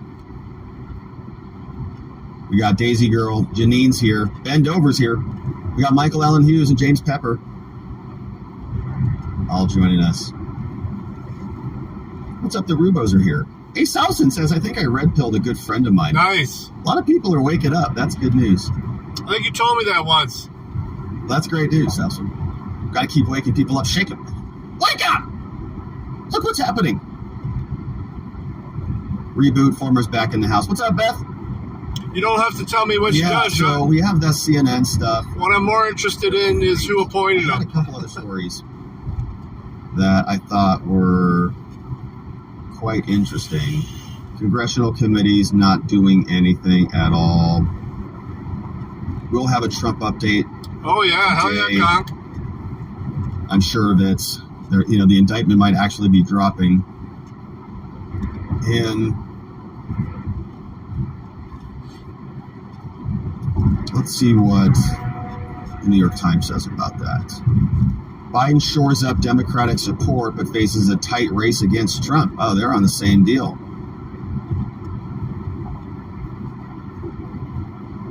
Can the race really be that close? Yes, there is a Biden-Trump tie in our poll. Woo! Yeah, New York Times is nervous about it too. So, well, we'll see what they do with it. Now, There were a couple other stories that I had that I thought were very interesting. The Rubos sent over this story, and this one is very curious. It's about this YouTuber, and it's a Ukrainian indictment, which we're going to read. A YouTuber is now fleeing Ukraine after being indicted for posting videos critical of the war. His name is Gonzalo Lira. You see him here. And we have a Ukrainian indictment. He posted this on Twitter. He says, I've been indicted, arrested. I was held in confinement in Ukrainian prisons and jails, and I was beaten, and I have now fled the country. And he made this video where he says he's on the border of Ukraine trying to exit the country because they have him scheduled to return back to court because his videos were critical of the war, and they say he's probably going to be going to prison for 5 to 7 years or a longer period of time in hard labor. He's a U.S. citizen, and so he has now fled the country, and he posted this saga in a very wild thread on Twitter, and here's what he said. We'll go through the indictment from Ukraine, but he gave us an update. He posted this July 31st, 2023. He said, right now, I'm about to try to get out of Ukraine. Hey, look up a site called Rubos Salt. R-U-B-B-O-S. Rubos Salt. By the Kyiv regime. This is what happened to me over the past 3 months. He says, on May 1, I was arrested for my YouTube videos. The photos of my arrest are pretty funny. We'll see them. Morning bedhead made me look like a character out of Dr. Seuss. My crime was making videos critical of the West and their proxy regime in Kyiv and how they're destroying Ukraine. And so he posts a couple pictures of his indictment. Now, this one you can see is in Ukrainian, and so obviously we're not going to be reading this one. But he also posted the translated version, which we will go through, because this will be a first for us. We've never gone through a Ukrainian indictment here before. He said, attached to these tweets is the full indictment against me, both the original Ukrainian and English translation. As you can see, even the prosecutor admits I committed no crime against property or any person, and I certainly provided no aid or intelligence to the Russians. My indictment explicitly states that all I did was discuss publicly known facts about the war, the epitome of free speech in a democracy. But Zelensky's Ukraine is no democracy. It's a thieving, corrupt, murderous gangster regime pretending to be a polite Western democracy. Here's a post of the indictment. He says, once arrested, I was given documentation assuring me that I was guaranteed the right to contact my lawyers and loved ones, as well as post bail. But in fact, I was blocked from calling anyone, even my lawyers. I was not permitted to post bail, though I had the cash to do so. And in other words, the formalities were carried out scrupulously. They went through the mechanics. But judicial and ethical grotesqueries ruled. That's Zelensky's Ukraine. That's what his thuggish regime cares about. Yeah, Rubos. It's R-U-B-B-O-S, Rubos Salt. So as to mask the sordid, corrupt reality. That's why they were... I'm not the only so-called propagandist the Kyiv regime is thrown in prison. It's also why they shoot any AFU soldier who dares to retreat. That's why the AFU losses are so horrific, but hidden. As you can see by the indictment, which we'll look at, the video I made that really chapped their rears was Ukraine, quote, a primer, which gives the historical background of the conflict, where I state outright that the invasion wasn't out of the blue. That, indeed, it was provoked by the Kyiv regime. Once inside the CISO prison, I was tortured in 2 of the 4 cells I was in by the other prisoners. Guards never beat prisoners. They outsource their torture to the other prisoners. One prisoner actually apologized to me, telling me he had no choice. He wasn't lying. I understood. I got a cracked rib in my first cell. It wasn't too bad. From 1 p.m. on June 21st until 7 p.m. the next day, 30 hours, I was beaten and sleep deprived. My arms twisted the wrong way around at the shoulders and generally beaten pretty bad. I've taken a beating in my time, so sure, it hurt like hell, but it was manageable. But then at one point, 2 thugs held my head and used a toothpick to scratch the whites of my left eye while asking me if I could still read if I had just one. He says, not gonna lie, that was unnerving. Near the end of the session, one of the thugs struck me in the chest so hard, so repetitively, that the beating left a yellow and green the cell boss because he left a mark on me. That's a no-no. Perceptions. Then, as luck would have it, 2 days later, when the bruising was in full bloom, a senior guard came to give me a wellness check. Amazing. This was likely because of the Chilean embassy efforts. The U.S. Embassy called me 3 times but gave me nothing but support. empty bromides. The guard told me to remove my shirt so he could look me over. The bruising was really spectacular, but he just nodded and pretended he didn't see a thing. Perceptions. He checked me, right? Why was I beaten to the point of torture? Well, it wasn't over my YouTube videos. I was in prison because the SBU arrested me and put me in the prison without bail. But as they investigated me and examined my computers and accounts, all of which they confiscated and opened, the SBU realized I'm not poor. So once they had me in prison for my videos, the SBU took the opportunity to extort money from me. That's nice. The guards as accomplices, who in turn used the prisoners as the muscle. How I discovered this was too complicated for a Twitter thread, but I'm writing a book about it. All told, they extorted 70 grand USD out of me, split it amongst themselves. They also took another 9 grand when they arrested me, my emergency cash, another 11 grand, which was the bail money. With the computers, iPhone, and everything, I'm out on even 100 grand on this adventure. I've never seen any of that back, not even the bail money, because I've decided to leave Ukraine before my trial. My trial's on Wednesday, August 2nd. I've already been told I will be found guilty. My sentence will be 5 to 8 years in a prison labor camp. Yeah. But here's the thing. The conditions of my bail are that I have to wear an electronic monitor, surrender my passports, and not leave the city of Kharkov, much less the country. However, after posting bail, I didn't. Yeah, Later, those sweet SBU corn offices, too. they We returned had my some other on documents, Saturday. my driver's license, The bicolor, white and yellow. In Sweet CISO, corn. I told an inmate how last year I'd been detained, released, but told not to leave Ukraine. I decided to die trying. I rode my motorcycle across Ukraine 1,400 kilometers in 2 days. I'm going to Hungary to ask for political asylum. When I fail to show up to court in Kharkov, an arrest warrant will be out. Other EU countries will comply like sheep, returning me to serve 5 to 8 years in a prison labor camp. Regardless of the fact that Kyiv arrested and imprisoned me for YouTube videos for free speech. What happened to European democratic values, LOL? And the U.S. State Department or a transgender grifter. Besides, Victoria Nuland hates my guts, or so I'm told.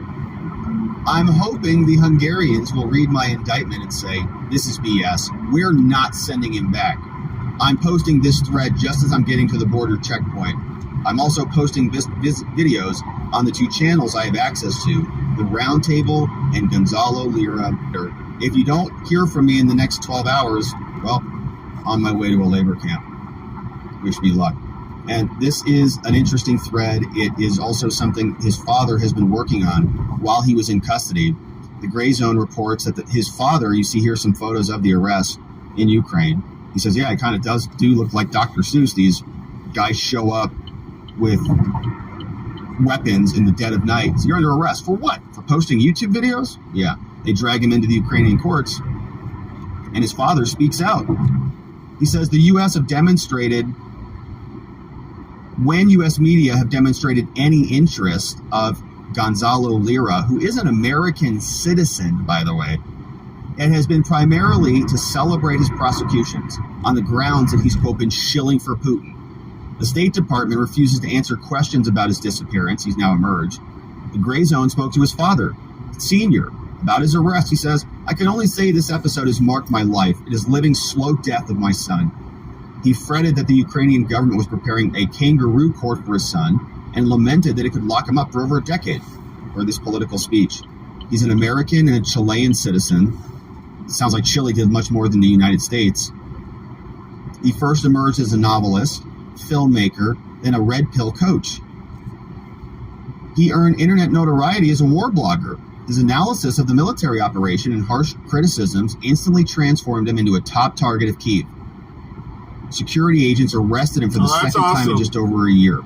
First time he was jailed. He emerged after several days. Those can be hard to find. This time, but they charged him with the crime of justifying Russia's armed aggression and disseminating fakes about the war. If convicted, he faces 13 years in prison, saying he's denying the war, essentially. And so they actually indicted him, and he posted this, and we've got the documents here for our perusal. And we don't often see documents from foreign countries, indictments from foreign countries, especially Ukraine, which is, of course, in the middle of a war. This is what it looks like. This is an indictment in criminal proceedings on the charge against Lira Gonzalo, violating the criminal code of Ukraine. They have his names here. They say he's accused of committing various criminal offenses.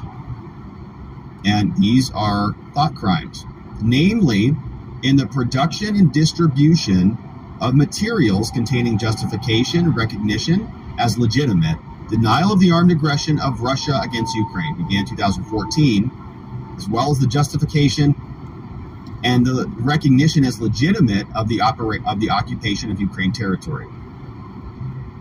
In the production and distribution, calling it an internal civil conflict, justifying and recognizing as legitimate the temporary occupation, saying that this has been committed repeatedly.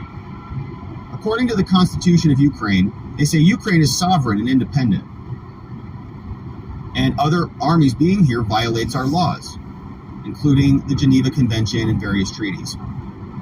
Arguing in violation of the norms, Putin, as well as other representatives who have not yet been identified, are violating all these different laws, and they unleashed an aggressive war against Ukraine. On February 24th, 2022, Russia invaded through armed aggression. Okay, we know all of that. And caused a lot of death. By decree of the president of Ukraine, Zelensky, he instituted martial law throughout Ukraine. Now this new law exists. Along with this, the pretrial Lira Gonzalo, who was in the territory of Kharkiv, had a criminal intent to manufacture and distribute materials, YouTube videos, containing justification and recognition as legitimate, denial of armed aggression of Russia against Ukraine, justifying it as legitimate. He carried out his criminal intent at his residence in Ukraine. He used his mobile phone with a built-in camera, and he used a Telegram channel. He was the administrator of the Telegram channel, and anybody could view it. He also has a YouTube channel linked here under the name Gonzalo Lira, which you should subscribe to. He's an administrator, and he publicly posts videos about the denial of armed aggression by Russia against Ukraine. So no later than this date in 2020, continuing his criminal illegal intent, he produced video material under the name saying the Russians are losing? Really? Here's the link. In addition, he also posted this video saying part 1, the false flag will happen in Kyiv. He posted this video, part 2. And he also posted stuff on Telegram, and an unspecified number of people viewed it. Another video post on Telegram, and according to experts, they're doing the same thing we do here in the United States. We have experts, you know. According to experts' opinions of our branch of the alphabet agencies, NSCISE, whatever that is, named after the honored professor so-and-so, nice appeals to authority here. The above-mentioned text and video materials, according to these bureaucrats, contain information regarding the support of Russia. And it's been expressed in the form of factual statements, and it involves distribution. Well, you mean like on a video platform? Brilliant, nice job, experts. Legal qualification, they say, namely, he's violating this section of the criminal code. Our investigation has established that Lira is a citizen of Chile. He was in the city of Kharkiv no later than December 9, 2023, which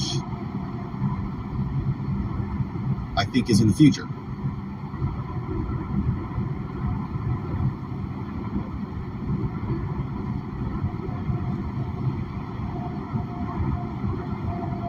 I think he can't. He had. Okay, so this is probably just a translation. Like he's got a valid visa. He can remain in the territory of Kharkiv until December 9, 2023. So it probably was expiring, and then he would have to leave. That's how I would guess that is written. Had a criminal intent for reproduction of videos. He posted a bunch of videos from his apartment in Kharkiv on his YouTube channel, denying the invasion. Here's another video posted on this link.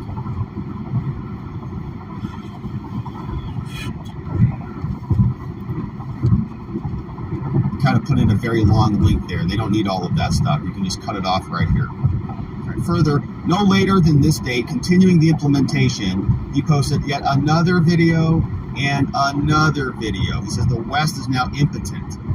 But according to the conclusion of our alphabet experts, this contains illegal material, justifying the temporary occupation. And so according to the Constitution of Ukraine, the Hague Convention, Russian Federation, Partnership of 1997, blah, blah, blah, this is in violation of our laws.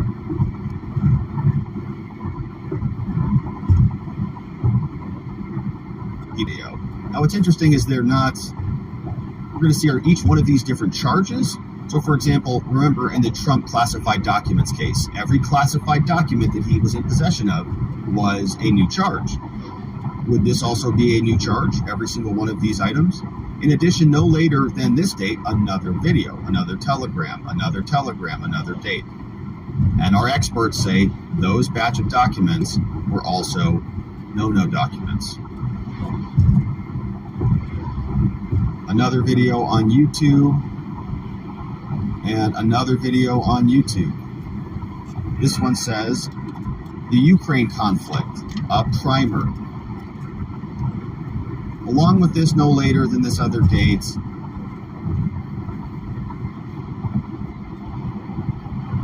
they list all the investigators, a bunch of people named. They name all the prosecutors. They say there are no victims.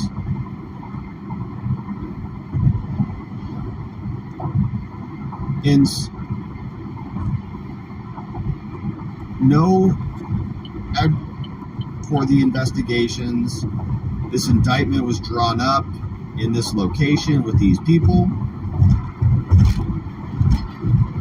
signed off on by these individuals. Vladimir Malinka from the prosecutor's office out of Kharkiv Regional Prosecutor's Office. So, this man has now fled Ukraine for posting videos and speaking out, and his name is Gonzalo Lira, and I'd encourage you to follow him. I've looked him up before. Support him on his journey, because he's speaking out using free speech, and the powers that be don't like that when you challenge their Who was it that was talking about him? I think it was actually Rogan over a year ago. Pretty interesting story. I think that was our first Ukrainian indictment together, my friends. Hopefully you enjoyed it as much as I did. The Rubos. The Rubos. Thank you for... The Rubos sent that over there. We'll edit that. We'll get that posted up. Thank you for the flag on that. It's a great story.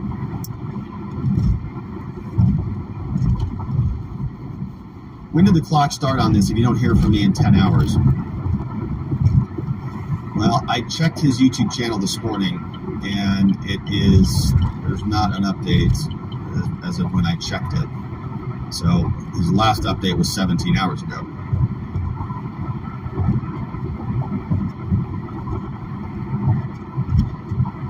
So, yeah. This is the roundtable, though. This is his other channel. Yeah, 3 months ago. I'll have to wait till I exit something to interesting read here. that. It's like he just stopped uploading. So, like, if you go to his videos, right, that's the other channel. Like on this one, Gonzalo Lira, he like 3 months ago, like when the arrest would have happened, right? He was uploading regularly. 424, 425, 425, 426, 427, boom, arrest. Nothing, right? 415, 16, 16. He's uploading all the time. He gets arrested. They shut him up. And now he's out. So he's about to cross the border 18 hours ago. So I'd encourage you, it's just a wild story, man. There's some really brave people out there. It's just crazy. He's actually over there, It's very cool. So thanks to the Rubos for sharing that one. Jerry Crouch says, Rob, he violated their law. Yeah, that's true. I guess he did. If you think it's a just law, I guess that's one argument. Martial law and not being able to challenge your government. I mean, technically.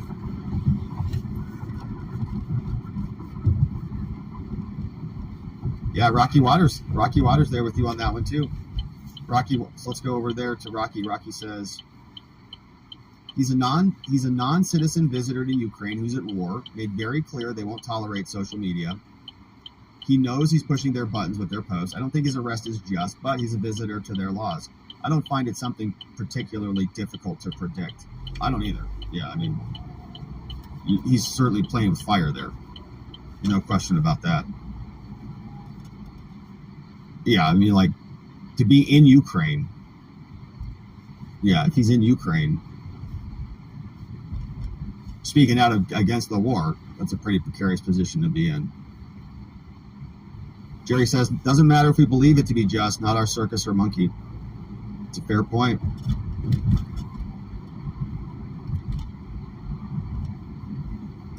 Well, we'll see what he does. I don't know if he's going to get out of there or not. It serves to highlight what happened to people there without outside ties. Who's married to a Ukrainian?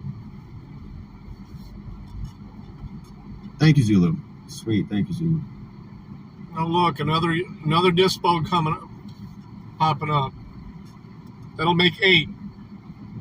That's what that looks like, too. It looks like a dispo. Jesus.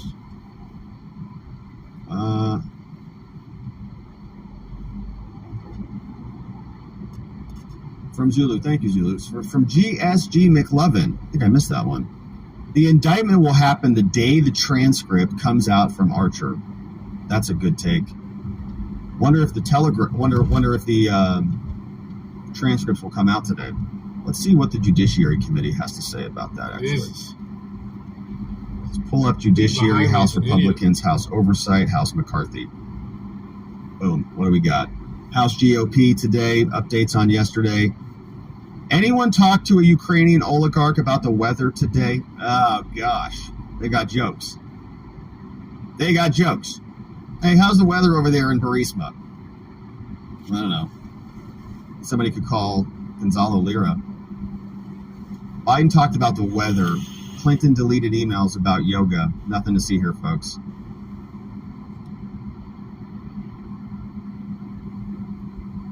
We're looking for some transcript activity. I mean, we're going to get anything published any day now. House Republicans. It's the 12th, 13th time to Kyiv, and I was supposed to announce that there was another $1 billion loan guarantee. And I had gotten a commitment from Poroshenko and from Yatsenyuk that they would take action against the state prosecutor, and they didn't. So they said they were walking out to the press conference. Said, no, I said, we're not going to give you the $1 billion.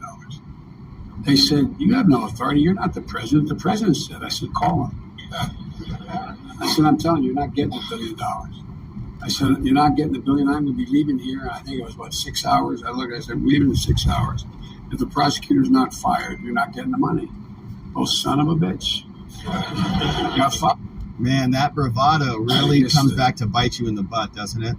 When you get out there and you start bragging like, hey, you're, what you say makes things get done. This weekend at Joe's. He can't help himself. Never underestimate Joe's ability to F things up.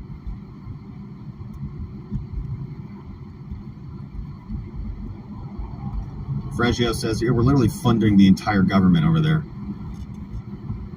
Yeah, we're it's giving not Ukraine good. all that money. We don't have a say about our own citizen. I mean, it's an American citizen. Yeah. These older towns in Michigan have some horrible It's a roads. complicated situation. I understand both sides of it. It's like, hey, he is also playing with fire, but it is also a United States citizen.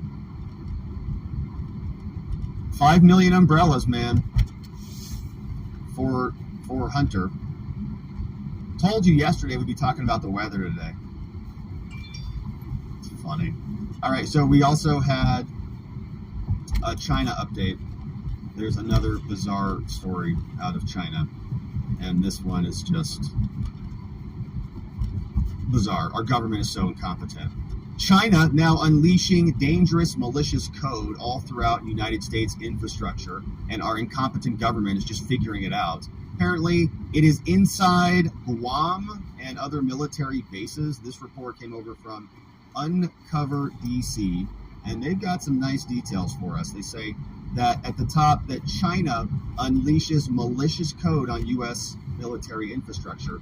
And Volt Typhoon was something we talked about here a long time ago, and we didn't know how embedded this code was, but apparently a cyber espionage group from the PRC that is called Volt Typhoon, according to Microsoft and the U.S. government, it breached the U.S. Navy infrastructure. This comes from the Secretary of Navy, Carlos Del Toro.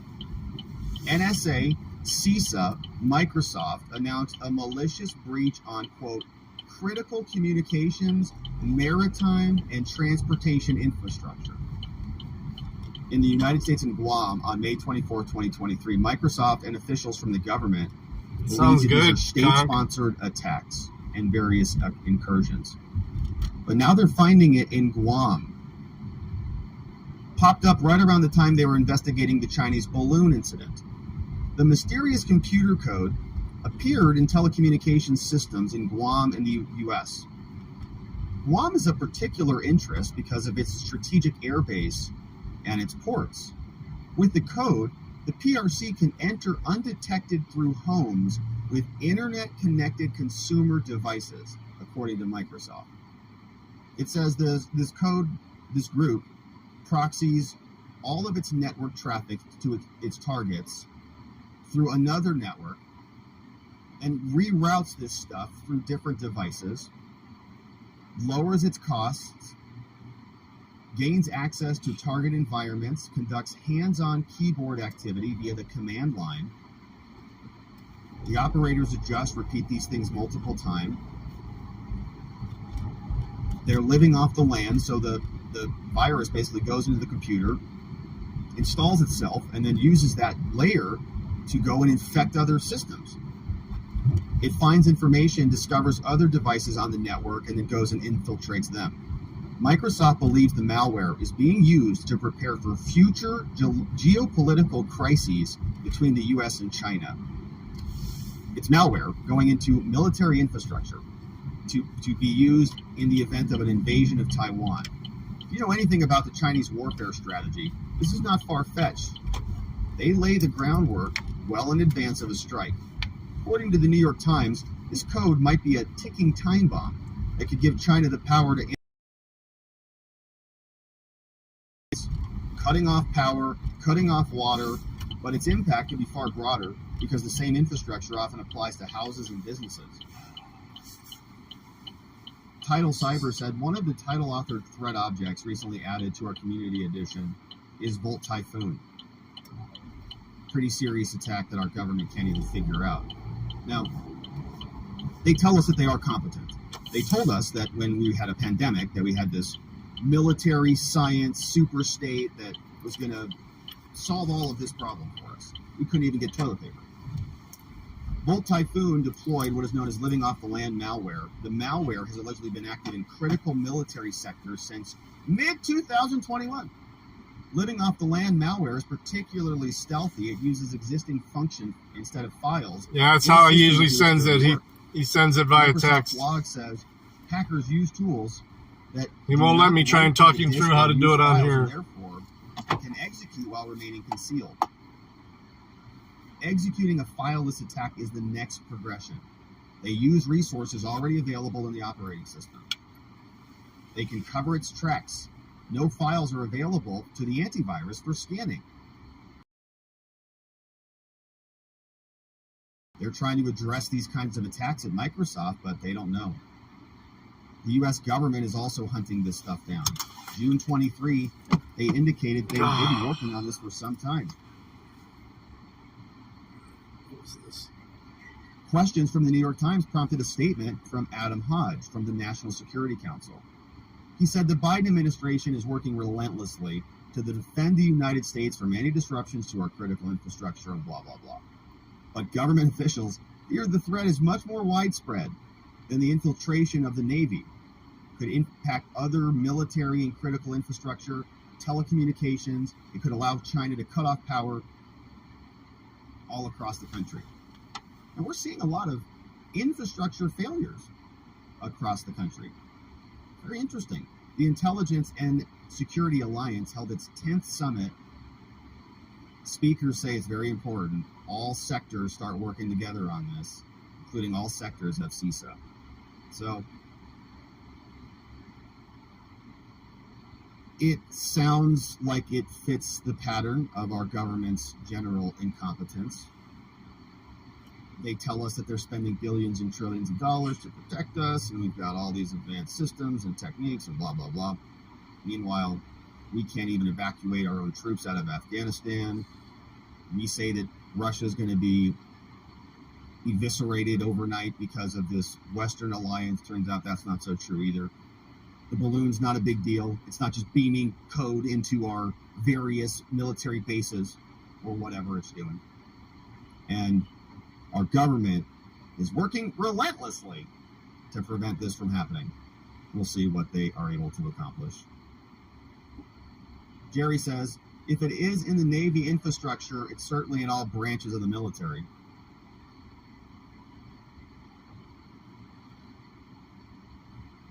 Yeah, it seems like it could be a pretty big problem.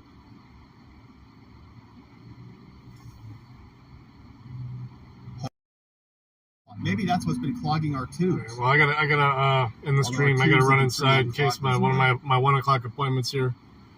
Which is good news.